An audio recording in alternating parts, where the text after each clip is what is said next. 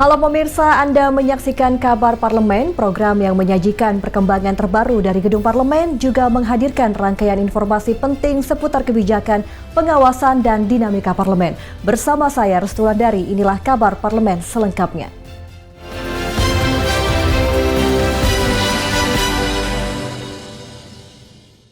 Pemirsa, Indonesia sedang dalam kondisi darurat terkait perlindungan terhadap anak berada setelah terungkap kasus penculikan dan pembunuhan Alvaro Kianu Nugroho. Ketua DPR Puan Maharani menyatakan keprihatinannya dan menyebut peristiwa tersebut sebagai sinyal kuat negara dan masyarakat harus menguatkan kembali sistem pengawasan terhadap anak.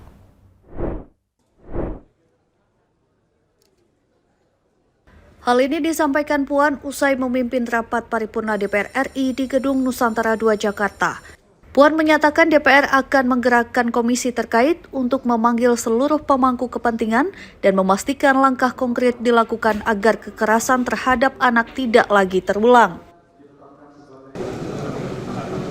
Kami sangat prihatin dan turut berbelasungkawa. Tentu saja ini sudah merupakan darurat, yang situasi darurat yang memang harus ditanggapi secara seksama. Kasus Alvaro menjadi sorotan setelah pencarian panjang selama 8 bulan berakhir tragis. Kerangka yang diduga kuat milik bocah 6 tahun itu ditemukan di bawah jembatan Cilalai Tenjo, Jawa Barat. Investigasi polisi mengarah pada ayah tiri korban berinisial AI sebagai pelaku penculikan dan pembunuhan. AI diduga membuang jasad korban di area jembatan sebelum akhirnya bunuh diri di ruang konseling Polres Metro Jakarta Selatan sesaat setelah ditetapkan sebagai tersangka. Di tengah duka dan kegelisahan masyarakat, Puan menekankan bahwa negara harus hadir secara lebih tegas, mulai dari sistem perlindungan anak, pengawasan lingkungan keluarga, hingga mekanisme deteksi dini kekerasan. Tragedi Alvaro harus menjadi momentum pembenahan serius di tingkat nasional. Dari Jakarta, Mahendra Dewanata, Ade Chandra, Berita Nasional TV. Selain itu, Ketua DPR RI Puan Maharani juga menyatakan keprihatinannya atas kasus meninggalnya seorang ibu dan bayinya di Papua setelah ditolak 4 rumah sakit. Puan mengatakan peristiwa serupa sudah berulang kali terjadi, terutama di wilayah tertinggal, terdepan, dan terluar atau 3T, sehingga tidak boleh dianggap sepele. Kasus penolakan pasien ibu hamil di Papua ini disebut sebagai peristiwa yang berulang dan telah menarik atensi Presiden. Menurut laporan yang diterima DPR, Presiden bahkan menggelar rapat khusus untuk membahas masalah tersebut. DPR menyampaikan keprihatinan mendalam dan menegaskan akan meminta komisi terkait untuk mengevaluasi pelaksanaan layanan kesehatan terutama di daerah terpencil. DPR menekankan pentingnya perbaikan sistem pelayanan di rumah sakit agar tidak ada lagi masyarakat yang gagal mendapatkan penanganan medis, khususnya di wilayah 3T yang sering mengalami keterbatasan fasilitas. Hal ini sudah berkali-kali terjadi karena ini juga menjadi perhatian dari Presiden. Saya mendapat laporan bahwa bahkan Presiden hari ini melakukan rapat khusus terkait dengan hal tersebut. Jadi DPR juga prihatin dan tentu saja ini sangat concern dan akan meminta komisi terkait untuk mengevaluasi pelaksanaan hal-hal terkait dengan penanganan kesehatan yang terjadi khususnya di wilayah 3T. Dari Jakarta, Mahendra Dewanata, Ade Chandra, Berita Nasional TV. Sementara itu, pemirsa, anggota Komisi 9 DPR RI Irma Suryani juga menyoroti kasus meninggalnya Iren Sokoy dan bayi dalam kandungannya setelah ditolak 4 rumah sakit di Kabupaten dan Kota Jayapura, Papua. Irma meminta Kementerian Kesehatan melakukan audit menyeluruh terhadap 4 rumah sakit tersebut sekaligus memastikan adanya punishment atau sanksi kepada rumah sakit yang tidak menjalankan fungsi kemanusiaan. Anggota Komisi 9 DPR RI Irma Suryani menilai rumah sakit yang menolak pasien serta mengabaikan kewajiban kemanusiaan tidak boleh dibiarkan dan perlu diberikan sanksi tegas. Hal tersebut disampaikan Irba di Komplek Gedung Parlemen Senayan, Jakarta, Rabu siang. Ia menegaskan bahwa pelayanan kesehatan tidak boleh menolak hanya karena pasien tidak memiliki kartu BPJS. Irba menyebut hanya dengan KTP masyarakat tidak mampu bisa berobat di rumah sakit manapun. Hal tersebut mengacu pada Undang-Undang 1945 yang menyatakan semua warga negara berhak mendapatkan perawatan kesehatan dari pemerintah, termasuk jika warga miskin tidak memiliki BPJS. Ya, yang pertama audit publik dulu, audit kepada rumah sakit. Yang kedua, rumah sakit ini juga harus diberikan punishment. Soal punishment-nya seperti apa kita serahkan kepada Kementerian Kesehatan karena mereka yang paham. Ya, mereka yang paham. Kami Komisi 9 mendorong agar rumah sakit yang tidak melaksanakan fungsinya, fungsi kemanusiaannya harus diberikan punishment. Ya, tidak boleh lagi terjadi di Indonesia masyarakat mau berobat tidak bisa karena hanya karena tidak punya kartu BPJS. Dari Jakarta, Natasha Alko, Ade Chandra, Berita Nasional TV. Selanjutnya, anggota Komisi 9 DPR RI Irma Suryani Chaniago juga mengatakan pemerintah daerah harus responsif atas laporan masyarakat miskin yang tidak mendapatkan pelayanan perawatan di rumah sakit. Menurutnya, rumah sakit yang tetap mendesak pembayaran bagi masyarakat miskin yang berobat dapat mengirim tagihan ke pihak Komisi 9 DPR. Irma Suryani menjelaskan rumah sakit sesuai dengan fungsinya wajib membuka akses kepada siapapun yang ingin mendapatkan pelayanan. Menurutnya, rumah sakit tak selalu bicara soal profit atau keuntungan, namun rumah sakit juga berjalan dengan nilai-nilai kemanusiaan. Irma mengatakan tagihan biaya berobat bisa dikirim ke Komisi 9 DPR RI. Jika masyarakat miskin yang bukan peserta BPJS ditolak di rumah sakit atau tak leluasa mengakses layanan rumah sakit karena terkendala pembayaran dan tak mendapat dukungan dari Pemda setempat. Nah, nggak boleh seperti itu ya kalau dia rumah sakit pemerintah. Kalau dia rumah sakit swasta kan ada Pemda yang bertanggung jawab. Kalau misalnya ada orang miskin datang ke rumah sakit dia tidak punya kartu apapun, dia harus dirawat dan kalau memang Pemda nggak bisa, rumah sakit ini tetap harus meminta bayaran, tagihkan ke Komisi 9, itu penting untuk diketahui oleh masyarakat Indonesia. Dari Jakarta, Natasha Alko, Ade Chandra Dewanata, Berita Nasional TV. Masa iya Pemda... Pemirsa, Panglima TNI Jenderal Agus Subianto mengungkapkan pasukan perdamaian akan dikirim ke Gaza, Palestina, akan dipimpin perwira tinggi atau Pati Bintang 3. Hal itu ia sampaikan saat akan mengikuti rapat kerja dengan Komisi 1 DPR RI di Kompleks Parlemen Senayan, Jakarta pada Senin 24 November 2025. Rapat juga diikuti oleh Menteri Pertahanan Syafri Syamsuddin membahas upaya menjaga kedaulatan dan stabilitas Papua serta peran Kodam Baru memperkuat stabilitas pertahanan guna mendukung kesejahteraan rakyat.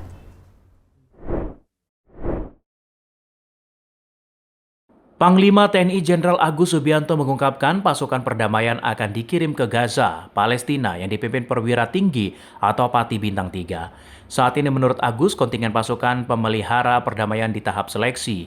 Nantinya Pati Bintang 3 AAN memimpin 20.000 pasukan.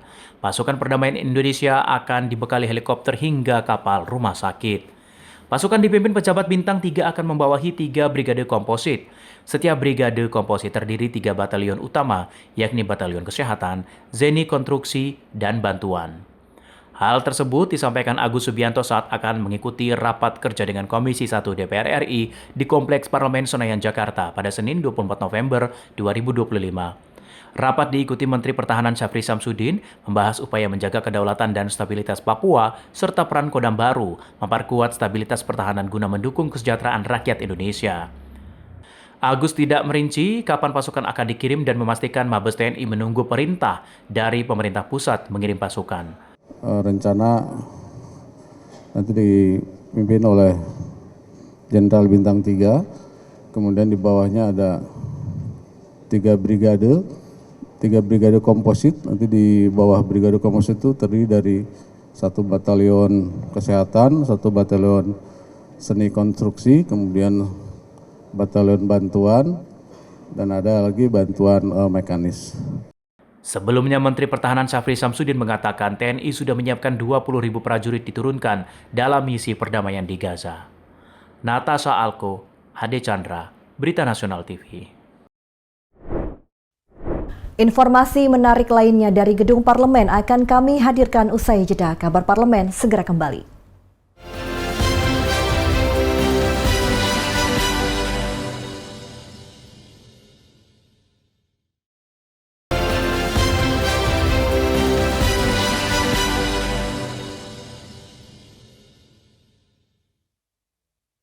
Pemerintah berencana menambah pengerahan prajurit TNI memperkuat pengamanan di 3 wilayah dikategorikan sebagai Center of Gravity atau titik berat nasional yakni Jakarta, Aceh, dan Papua. Menteri Pertahanan Syafri Syamsuddin yang ditemui usai rapat kerja tertutup dengan Komisi 1 DPR RI di Gedung Parlemen Senayan Jakarta menjelaskan langkah ini diambil demi bisa memastikan stabilitas keamanan nasional. Pemerintah berencana menambah pengerahan prajurit TNI memperkuat pengamanan di 3 wilayah dikategorikan sebagai Center of Gravity atau titik berat nasional, yakni Jakarta, Aceh, Papua. Menteri Pertahanan Syafri Syamsuddin menjelaskan langkah ini diambil agar bisa memastikan stabilitas keamanan nasional seiring meningkat potensi ancaman yang bisa mengganggu kegiatan sosial, ekonomi, dan pembangunan. Syafri menjelaskan Jakarta menjadi salah satu dari 3 Center of Gravity yang keamanan wilayahnya harus dijamin. Pengamanan Jakarta dilakukan secara menyeluruh di wilayah darat, laut, maupun udara. Wilayah kedua menjadi prioritas adalah Aceh sebagai gerbang bagian barat Indonesia, sedangkan wilayah ketiga adalah Papua. Hal tersebut disampaikan Menteri Pertahanan Syafri melakukan rapat kerja tertutup dengan Komisi 1 DPR RI di Gedung Parlemen Senayan Jakarta pada Senin 24 November 2025. Penambahan pengerahan prajurit melalui arahan Presiden Prabowo Subianto. Menugaskan pasukan-pasukan dari TNI Angkatan Darat dan juga akan dipantau oleh Badan Intelijen Strategis untuk bisa mengetahui hal-hal yang mungkin perlu kita ketahui sebagai suatu ancaman yang potensial yang mungkin muncul sehingga kita bisa mengantisipasi. Rencananya, penambahan prajurit ini akan dilaksanakan mulai Desember 2025 dengan menugaskan pasukan TNI Angkatan Darat dipantau Badan Intelijen Strategis. Dalam kesempatan ini, Panglima TNI Jenderal Agus Subianto menerangkan, TNI sudah menyiapkan langkah penguatan struktur pasukan mendukung peningkatan pengamanan di kawasan prioritas, khususnya Papua dan Aceh. Natasha Alko, Ade Chandra, Berita Nasional TV. Menteri Pertahanan Syafri Syamsuddin juga mengatakan untuk menjaga aset industri strategis, pemerintah membentuk 150 batalion infanteri teritorial dari unsur TNI. Hal tersebut disampaikannya usai melakukan rapat kerja tertutup bersama Komisi 1 DPR RI di Gedung Parlemen Senayan, Jakarta. Warahmatullahi wabarakatuh. Selamat sore. Menteri Pertahanan Syafri Syamsuddin menjelaskan pembentukan 150 batalion infanteri teritorial dari unsur TNI ini sudah mulai dilakukan sejak tahun 2025. Menurutnya, setiap tahun akan dibentuk 150 batalion infanteri teritorial dari unsur TNI. Syafri menegaskan pembentukan batalion infanteri teritorial dari unsur TNI disebutnya bukan dimaksudkan untuk ambisi teritorial, melainkan menjamin kelancaran dan keamanan pembangunan tetap berjalan, termasuk menjaga industri strategis yang dinilai punya kaitan dengan kedaulatan negara. Pengamanan oleh pasukan TNI bersifat operasi militer selain perang OMSP dilakukan mulai Desember 2025 mendatang dan dipantau juga oleh Badan Intelijen Strategis atau BAIS. Dan ini akan terus kita tingkatkan setiap tahunnya pada jumlah 150 batalion per tahun. Ini tentunya tidak dimasukkan untuk kebutuhan ambisi teritorial, tetapi semata-mata untuk menjaga keutuhan wilayah dan pengamanan serta menyelamatkan kepentingan nasional serta menjaga industri strategis yang mempunyai kaitan dengan kedaulatan negara. Sebagai contoh, kilang dan terminal Pertamina ini juga bagian yang tidak terpisahkan daripada gelar kekuatan kita. Dari Jakarta, Natasha Alko, Ade Chandra, Berita Nasional TV. Beralih ke informasi lain, pemirsa, rapat paripurna ke-18 DPR RI masa persidangan 2 tahun sidang 2025-2026 resmi menyetujui rancangan undang-undang atau RUU tentang perubahan atas Undang-Undang Nomor 8 Tahun 1981 mengenai Kitab Undang-Undang Hukum Acara Pidana atau KUHP untuk disahkan menjadi undang-undang. Persetujuan tersebut diketuk setelah Ketua DPR RI, Puan Maharani menanyakan kesepakatan kepada seluruh anggota Dewan yang hadir. Pengesahan dilakukan setelah seluruh fraksi menyampaikan pandangan akhir dan menyatakan persetujuan terhadap revisi KUHP yang telah tuntas dibahas oleh Komisi 3 DPR RI. Apakah dapat disetujui untuk disahkan menjadi undang-undang? Setuju. Terima kasih. Ketua Komisi 3 Habibur Rahman menegaskan bahwa pembaruan KUHP menjadi langkah penting mengingat regulasi sebelumnya telah berusia 44 tahun. KUHP baru ini juga disebut akan menjadi pasangan dari KUHP baru yang sudah disahkan sebelumnya sebagai hukum material. Habibur Rahman menyampaikan sejumlah perubahan dalam KUHP difokuskan untuk memperkuat perlindungan hak-hak warga negara dalam proses penegakan hukum. Peran advokat turut diperkuat agar pendampingan hukum lebih optimal. Selain itu, KUHP baru mengakomodasi kebutuhan kelompok rentan seperti penyandang disabilitas, perempuan, dan lansia. Melalui pengaturan yang lebih spesifik, aturan baru ini juga mewajibkan penggunaan kamera pengawas dalam pemeriksaan saksi dan tersangka guna mencegah praktik penyiksaan maupun intimidasi oleh aparat. Dari Jakarta, Dewananta, Adi Chandra, Berita Nasional TV. Terima kasih Anda masih bersama kami di Kabar Parlemen. Pemirsa, rapat paripurna DPR mengesahkan rancangan undang-undang Kitab Undang-Undang Hukum Acara Pidana atau RUU KUHP menjadi undang-undang. Rencananya KUHP terbaru ini akan berlaku bersamaan dengan KUHP pada 2 Januari 2026. Rapat paripurna DPR RI menyetujui rancangan undang-undang tentang perubahan Kitab Undang-Undang Hukum Acara Pidana atau KUHP disahkan menjadi undang-undang. Kesepakatan ini diambil secara bulat usai Ketua DPR RI, Puan Maharani meminta persetujuan seluruh anggota DPR yang hadir dalam rapat paripurna pada Selasa 18 November 2025. Puan menerangkan RUU KUHP sudah dibahas Komisi 3 DPR RI sejak tahun 2023 dan melibatkan partisipasi publik dari seluruh wilayah Indonesia. Selama pembahasan, DPR menerima lebih dari 130 masukan. Selanjutnya RUU KUHP baru disahkan menjadi undang-undang akan berlaku pada 2 Januari 2026. Banyak sekali masukan terkait dengan hal ini dari tahun 2023 dan jadi prosesnya itu sudah panjang. Kemudian undang-undang ini akan mulai berlaku nanti tanggal 2 Januari 2026. Sebagai informasi, KUHP disahkan pada 2 Januari 2023 menjadi Undang-Undang Nomor 1 Tahun 2023 tentang KUHP. Namun, KUHP baru ini akan diberlakukan efektif mulai 2 Januari 2026 setelah 3 tahun sejak diundangkan. Mahendra Dewananta, Adi Chandra, Berita Nasional TV. Selanjutnya ada informasi terkait RUU KUHP perkuat perlindungan advokat. Informasi selengkapnya kami hadirkan usai jeda, tetaplah di Kabar Parlemen.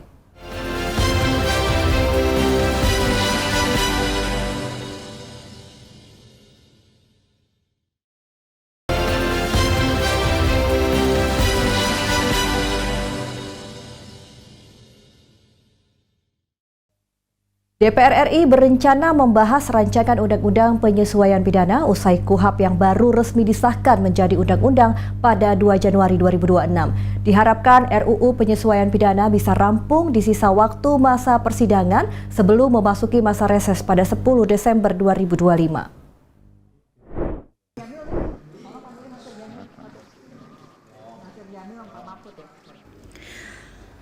Komisi 3 DPR RI akan melanjutkan ke pembahasan rancangan undang-undang atau RUU penyesuaian pidana setelah RUU Kitab Undang-Undang Hukum Acara Pidana atau KUHP disetujui menjadi undang-undang. Ketua Komisi 3 DPR RI Habibur Rahman mengatakan RUU penyesuaian pidana harus dibentuk menyesuaikan Kitab Undang-Undang Hukum Pidana atau KUHP segera diberlakukan pada awal tahun 2026. Alasannya, RUU penyesuaian pidana akan mengatur turunan-turunan dari KUHP. Rencananya pembahasan RUU penyesuaian pidana akan digelar pada pekan depan. Diharapkan RUU penyesuaian pidana bisa rampung di sisa waktu masa persidangan sebelum memasuki masa reses pada 10 Desember 2025. Saat ini, minggu depan kami akan membahas undang-undang penyesuaian pidana ya namanya ya? Oh ya. Undang-undang penyesuaian pidana yang merupakan turunan tindak lanjut dari KUHP.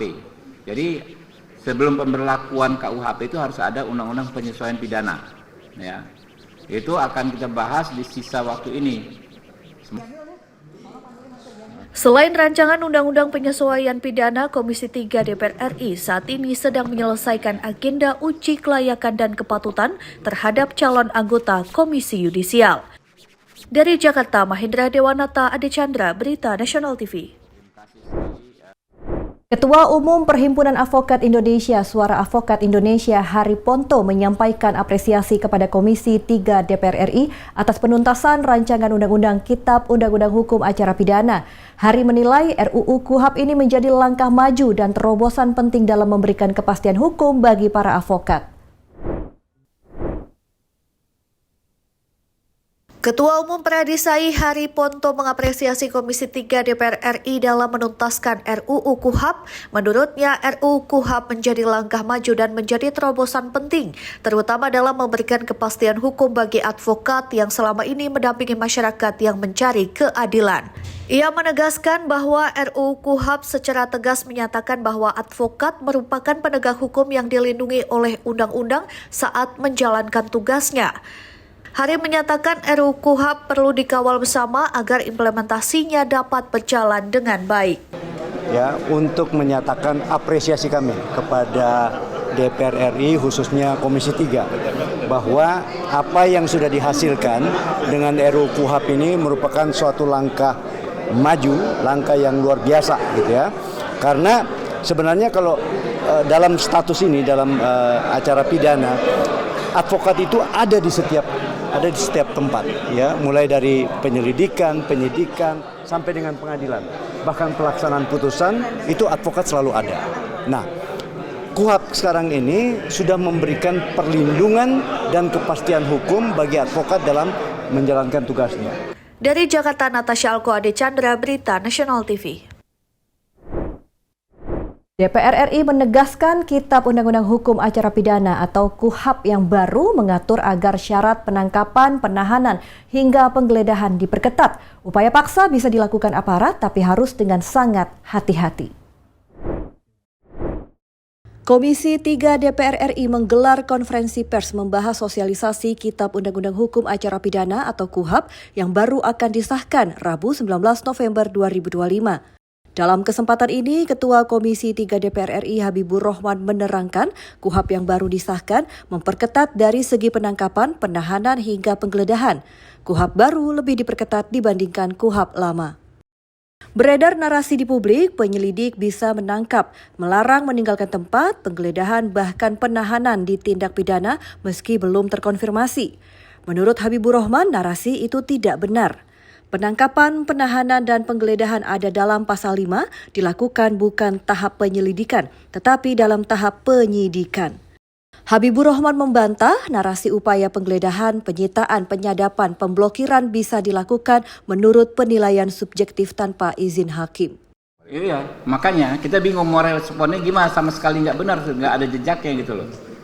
Tidak ada pengaturan soal penghukuman tanpa batas waktu, ya.